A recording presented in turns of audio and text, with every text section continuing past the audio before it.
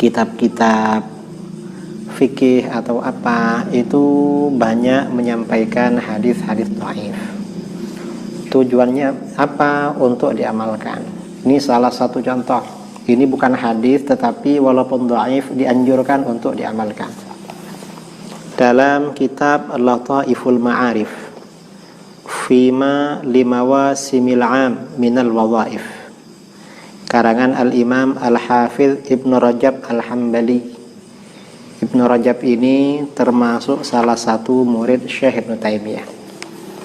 Nah, dalam kitab ini terbitan Maktabah Gharnatoh, entah di mana, mungkin di Mesir, Kairo ini ya. Ya di Mesir. Dalam kitab ini halaman 152 berkaitan dengan bulan Sya'ban, di mana bulan Sya'ban ini adalah bulan yang paling dekat dengan bulan Ramadan. Dalam kitab ini beliau menyampaikan tentang tradisi kaum muslimin sejak generasi sahabat yang mengeluarkan zakat harta pada bulan Sya'ban. Rawaina bi isnadin dhaif, kami telah meriwayatkan dengan sanad yang lemah, dhaif. An Anas qala, dari sahabat Anas radhiyallahu an, beliau berkata, kanal muslimun idza dakhala Sya'ban inkabu 'alal masahifi faqara'uha. Kaum muslimin, artinya para sahabat, apabila masuk bulan Sya'ban maka mereka menyibukkan diri pada mushaf Al-Quran dengan membacanya. Jadi kalau bulan Sya'ban ini sibuk baca Quran. Mengapa? Persiapan ibadah di bulan Ramadan. Wa akhraju zakata amwalihim, dan kaum muslimin juga mengeluarkan zakat mal, seperti zakat perdagangan, zakat perniagaan, atau zakat-zakat yang lain ya, yang bukan zakat fitrah. Mengeluarkan zakat emalnya pada bulan Sya'ban. Mengapa? Taqwiyatan lid-dha'if wal miskin ala syiyami Ramadan. Ini untuk menguatkan pada orang yang lemah dan orang miskin menjalankan puasa Ramadan, agar nanti pada waktu puasa Ramadan mereka tidak sibuk-sibuk cari uang, tidak sibuk kerja, karena untuk berbuka dan untuk sahur dia dan keluarganya sudah ada dari zakat kaum muslimin. Nah, riwayat ini walaupun dhaif, ini dianjurkan diamalkan oleh para ulama, dianjurkan. Mengapa? Karena walaupun dhaif ini sangat masuk akal sekali. Bulan Ramadan ini bulan ibadah, bukan bulan kerja. Lalu gimana orang yang nggak punya dikasih zakat sama yang kaya, biar dia agak kerja juga, biar yang miskin ada kesempatan beribadah, sehingga masjid, musola, surau-surau ramai dengan taraweh, dan tidak ada alasan untuk tidak berpuasa. Ini contoh riwayat dhaif, artinya diamalkan. Kemudian lagi, hadis itu walaupun dhaif itu sering menjadi kenyataan. Contoh ya, ini salah satu contoh di antara hadis-hadis tanda akhir zaman.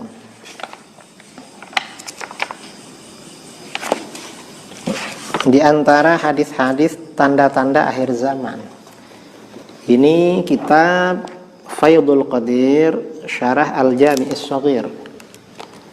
Hadis dari Ibnu Abbas radhiyallahu anhuma, Rasulullah sallallahu alaihi wasallam bersabda, "Idza takhaffafat ummati bil khifafi dzatil manaqibi ar-rijalu wan nisa'u wa khassafu ni'alahum takhallallahu anhum." Apabila umatku telah memakai sepatu-sepatu yang indah, sepatu-sepatu yang punya warna-warni, baik laki-laki maupun perempuan, sepatunya indah sekali. Dan mereka menyemir sandal atau sepatu mereka. Sepatu atau sandal mereka, mereka semir. Dikasih apa itu? Kalau dulu, kalau kita pakai sepatu, naik bus di terminal, biasanya ada anak-anak kerja nyemirkan sepatu. Kalau sekarang, pokoknya dibikin bagus lah. Maka bagaimana? Takhallallahu anhum. Allah melepaskan mereka. Allah berpaling dari mereka. Maksudnya berpaling, umat Islam ini akan mengalami kekalahan dengan musuh-musuhnya. Sulit menang. Nah, ini pertanda apa? Ini pertanda, hadis ini riwayat Imam At-Tabrani dalam Al-Mu'jam Al-Kabir, dan Imam As-Suyuti memberikan isyarah di dalam kitab Al-Jam' As-Shaghir, hadis ini dhaif. Nah, walaupun hadis ini dhaif, kata para ulama yang ahli hadis-hadis akhir zaman ya, ini walaupun dhaif, kenyataan terjadi. Umat Islam sekarang ini, banyak umat Islam ya saking senangnya pada dunia, sepatunya bagus-bagus, disemir. Kalau berbicara kebangkitan Islam, kemenangan Islam, khilafah, segala macam, dia sepatunya bagus, tanda kekalahan, dan sepatunya disemir. Ini apa? Saking cintanya, dari cintanya sama dunia, sepatu yang mestinya nyentuh tanah, lencuh garang najis, disemir-semir segala. Karena begitu, akibatnya apa? Allah berlepas, Allah melepaskan diri dari mereka, Allah berpaling. Artinya umat Islam sulit memperoleh kemenangan, tidak mencapai kemenangan. Ini salah satu tanda kiamat. Karenanya saya sering menyampaikan kritik kepada teman-teman Hizbut Tahrir yang sering berjuang khilafah, sepatu mereka bagus-bagus. Kalau saya kebetulan memang dari kecil ada di pondok, biasanya pakai sandal. Ya mungkin kalau beli sepatu bagus-bagus ya mikir-mikir lah, beli yang bagus-bagus. Entah kalau dibelikan dikasih mungkin dia pakai juga. Nah, ini dhaif, tetapi menjadi kenyataan, dan banyak hadis-hadis dhaif itu menjadi kenyataan. Nah, dari sini sebenarnya bagaimana teori para ulama tentang hadis dhaif. Nah, ini kita kembali kepada ulama yang ahli di dalam bidang ilmu hadis. Ini kitab Al-Adhkar, karangan Al-Adhkar min kalami Sayyidil Abrar, Ta'lif Al-Imam Al-Allamah Al-Mujtahid Muhyiddin Abi Zakaria Yahya bin Syaraf An-Nawawi rahimahullah ta'ala, karangan Imam Nawawi. Nah, Imam Nawawi di dalam kitab Al-Adhkar halaman 36. Imam Nawawi ini ahli hadis. Beliau termasuk hafidh, termasuk pakar hadis terkemuka. Beliau punya syarah hadis yang siapapun pasti membaca kitab itu. Para pelajar hadis pasti baca, itu syarah Sahih Muslim. Beliau juga punya kitab tentang adab hadis, hadis-hadis tentang adab, namanya Riyadhus Shalihin. Dan hampir setiap rumah muslim ada kitab Riyadhus Shalihin. Banyak para ulama gak ada ya, mungkin hampir gak ada ulama yang gak punya kitab Riyadhus Shalihin. Nah, Imam Nawawi dalam kitab Al-Adhkar juga kitab-kitab yang lain, halaman 36. Faslun fil amal bil haditsidh dhaif fi fadailil a'mal. Fasal ini menjelaskan tentang mengamalkan hadis lemah dalam amal-amal yang utama. Qala al-ulama minal muhadditsin wal fuqaha wa ghairihim. Para ulama dari kalangan ahli hadis, ahli fikih dan lain-lain, mereka telah berkata, yajuzu wa yustahabbul amalu fil fadaili wat targhibi wat tarhibi bil haditsidh dhaif ma lam yakun mawdu'an. Boleh dan dianjurkan beramal dalam fadail, dalam amalan-amalan utama, targhib dalam motivasi-motivasi, dorongan-dorongan, wat tarhib dan peringatan-peringatan. Targhib ini motivasi agar orang senang beribadah. Tarhib ini peringatan agar orang tidak maksiat. Boleh dan dianjurkan beramal bil haditsid dhaif, dengan hadis dhaif malam yakun maudhu'an, selama hadis tersebut bukan hadis maudhu'. Yang penting tidak maudhu'. Wa amal ahkam, tapi konteksnya tadi fadail, targhib, tarhib. Wa amal ahkam kal halal wal haram wal bai' wan nikah wat talaq wa ghairi dzalik fala yu'malu fiha illa bil hadits sahih abil hasan. Adapun hukum-hukum fikih seperti tentang hukum halal, haram, jual beli, pernikahan, talak, cerai dan lain-lain, maka tidak bisa diamalkan kecuali dengan hadis sahih atau hadis hasan. Illa ayyakuna fi ihtiyatin fi syai'in min dzalik, kecuali kalau pengamalan itu dalam kehati-hatian dalam hal itu, dalam halal haram bai' nikah itu untuk berhati-hati. Contoh, kama idza warada haditsun dhaif bi karahati ba'dil buyu' awil ankihah. Misalnya datang hadis dhaif tentang kemakruhan sebagian transaksi jual beli atau pernikahan. Fa innal mustahabba ayyutanazzaha anhu walakin la yajib. Maka yang sunnah, yang dianjurkan menghindar dari transaksi jual beli atau nikah itu. Mengapa? Karena ada hadis dhaif yang memakruhkan. Lakin la yajib, tapi tidak wajib. Ini menurut para ulama dari kalangan ahli hadis, ahli fikih. Nah, lalu bagaimana dengan isu-isu yang mengatakan hadis dhaif gak bisa dipakai sama sekali? Ya gak perlu didengar lah. Itu tidak ikut ulama-ulama dulu. Itu faham sekarang, faham baru. Itu faham kaum Wahabi.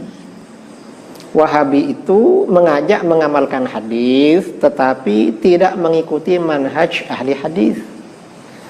Karena anjuran mengamalkan hadis dhaif ini dari ulama-ulama salaf, bukan ulama-ulama Syafi'iyah, bukan ulama Hanafiyah, Malikiyah, Hambaliyah, apalagi ulama NU, bukan, tetapi ulama salaf. Siapa? Salah satu contoh adalah Imam Bukhari. Ini hadis kitab Sahih Bukhari. Nah, di dalam Sahih Bukhari, ini contoh ya, Imam Bukhari mengisyaratkan mengamalkan hadis dhaif. Dalam Sahih Bukhari, Kitabus Shalah bab 12, kitab tentang salat bab 12. Babu ma yuzkaru fil fakhidhi. Bab menerangkan apa yang disebutkan mengenai paha. Maksudnya paha laki-laki. Wa yurwa 'an Ibnu Abbasin wa Jarhadin wa Muhammad ibn Jahshin 'anin Nabi sallallahu alaihi wasallam al-fakhidhu auratun. Dan diriwayatkan, di sini menggunakan fi'il mudhari' mabni maf'ul, yurwa, diriwayatkan. Kalimat seperti ini di dalam ilmu hadis disebut dengan syighat tamrid, dengan bentuk pelemahan, isyarat kalau riwayat ini dhaif. Diriwayatkan dari Ibnu Abbas, Jarhad dan Muhammad bin Jahsh dari Nabi SAW, paha itu aurat. Karena aurat maka harus ditutup. Wa qala Anas, dan Anas radhiyallahu an berkata, hasaron Nabi SAW an fakhidhihi. Nabi SAW pernah membuka pahanya. Ada orang, oh katanya paha aurat, kok Rasulullah membuka pahanya? Mana? Berarti kan bertentangan ini. Karenanya sebagian ulama mazhab ada yang berpendapat paha laki-laki aurat, ada yang berpendapat paha laki-laki bukan aurat, karena hadisnya bertentangan. Nah, Imam Bukhari memberikan komentar, wa haditsu Anasin asnadu. Hadisnya Anas ini lebih kuat dari segi sanad, artinya sahih, tidak ada keraguan tentang kesahihannya. Wa haditsu Jarhadin ahbatu, tetapi hadisnya Jarhad walaupun tidak kuat, itu lebih berhati-hati. Hatta yukhraja min ikhtilafihim, sehingga seseorang itu keluar dari perbedaan para ulama. Maksudnya bagaimana? Khurujan minal khilaf, keluar dari perbedaan ulama. Kalau orang itu membuka pahanya dibuka, pasti dimarahi sama ulama yang mengatakan aurat. Tapi kalau pahanya ditutup, ulama yang mengatakan aurat, paha aurat tidak marah, dan ulama yang mengatakan bukan aurat gak masalah. Itu keluar dari khilaf. Nah, ini artinya apa? Kata para ulama, ini isyarat kalau Imam Al-Bukhari itu di dalam sahihnya, beliau menganjurkan mengamalkan hadis dhaif di dalam hal fadail targhib wa tarhib. Ini Sahih Bukhari. Kemudian Imam Bukhari juga punya kitab lain, yaitu Al-Adabul Mufrad.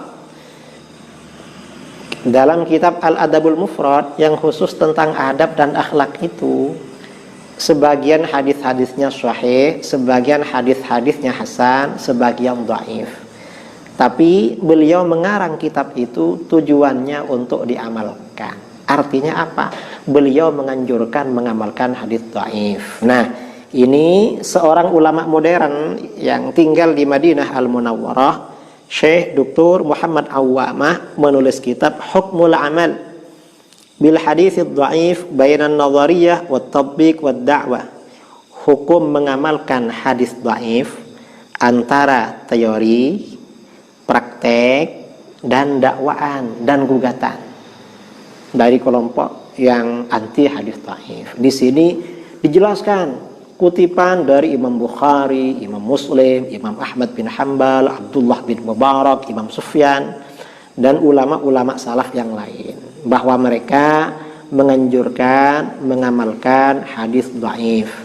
Karenanya bagi pelajar yang memang menekuni ilmu bahasa Arab, belajar bahasa Arab, penting mengoleksi atau membaca kitab ini, Hukmul Amal bil Hadits Dhaif Bainan Nadhariyah wat Tatbiq wad Da'wah, agar tahu.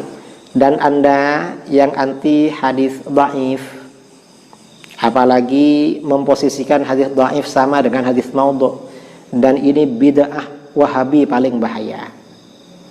Mengapa hadis dhaif diposisikan sama satu level dengan hadis maudhu? Ahli hadis dulu tidak begitu. Ini bid'ahnya Wahabi yang bahaya. Kalau biar Anda tidak terpapar dengan virus Wahabi ini, bisa baca kitab ini.